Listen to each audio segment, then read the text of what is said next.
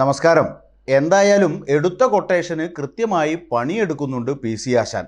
ബി.ജെ.പിയിൽ ചേർന്നതോടെ ഇടംപിരിയിൽ വലംപിരിയുമായി ശംഖൂതാൻ തുടങ്ങിയ PC. George സംഘപരിവാരത്തിൻ്റെ വിഴുപ്പ് കഴുകി വെളുപ്പിക്കുന്ന പണിയിലാണ് ഇപ്പോൾ വ്യാപൃതനായിരിക്കുന്നത്.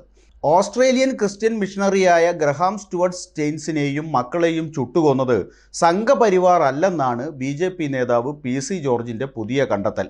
പ്രാദേശിക വിഷയത്തിൻ്റെ അടിസ്ഥാനത്തിൽ ഹിന്ദു വികാരമുള്ള ആളുകളാണ് കൊലപാതകം നടത്തിയത് എന്നും ഹിന്ദുക്കളെ ക്രിസ്ത്യാനികളാക്കിയതിൻ്റെ വൈരാഗ്യത്തിലാണ് കൊല നടന്നത് എന്നുമാണ് പി.സി. പറഞ്ഞു വെച്ചത്.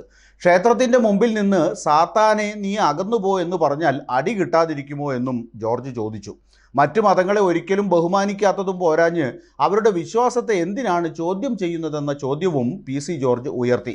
മണിപ്പൂരിലേത് നൂറ്റാണ്ടുകളായി തുടരുന്ന വംശീയ കലാപമാണ് എന്നാണ് അക്കാര്യത്തിലുള്ള വിശദീകരണം.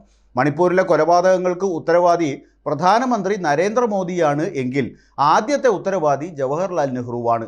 നെഹ്റുവിനെ കൂടാതെ മൊറാർജി ദേശായിയും ലാൽ ബഹദൂർ ശാസ്ത്രിയും ഇന്ദിരാഗാന്ധിയും വി.പി. സിംഗുമൊക്കെ ഉത്തരവാദികളാണ് എന്നൊക്കെ കാടടച്ച് വെടിവെക്കുന്നുമുണ്ട് പി.സി. ജോർജ്. പ്രധാനമന്ത്രി മോദി പ്രതികരിച്ചിരുന്നെങ്കിൽ മണിപ്പൂർ കൂടുതൽ കത്തിയേനെ.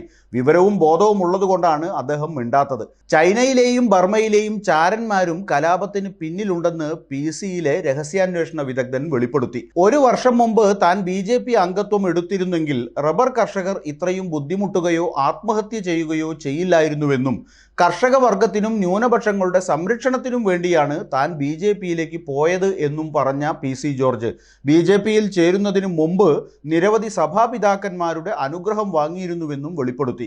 താൻ ചെയ്യുന്നത് ശരിയാണെന്നും സമുദായത്തിൻ്റെ രക്ഷയ്ക്കായി ഒരാൾ ഉണ്ടാകുമെന്നും പിതാക്കന്മാർക്ക് ബോധ്യമുണ്ട്.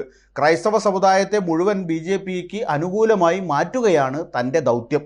2013 കോട്ടയത്ത് നടന്ന പരിപാടിയിൽ മോദിയുടെ ചിത്രം പതിച്ച ബനിയൻ കേരളത്തിൽ ഉദ്ഘാടനം ചെയ്തത് താനാണ്.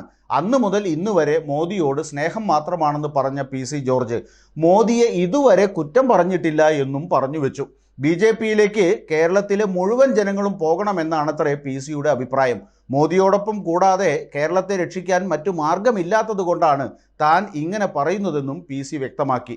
അതിൻ്റെ കൂടെ ഇതുകൂടി പറഞ്ഞാണ് പി.സി. തൻ്റെ അഭിമുഖ സംഭാഷണം പൂർത്തിയാക്കിയത്. പത്തനംതിട്ടയടക്കം ഏത് സീറ്റിൽ മത്സരിക്കാൻ ബി.ജെ.പി. നേതൃത്വം ആവശ്യപ്പെട്ടാലും മത്സരിക്കുമെന്ന്.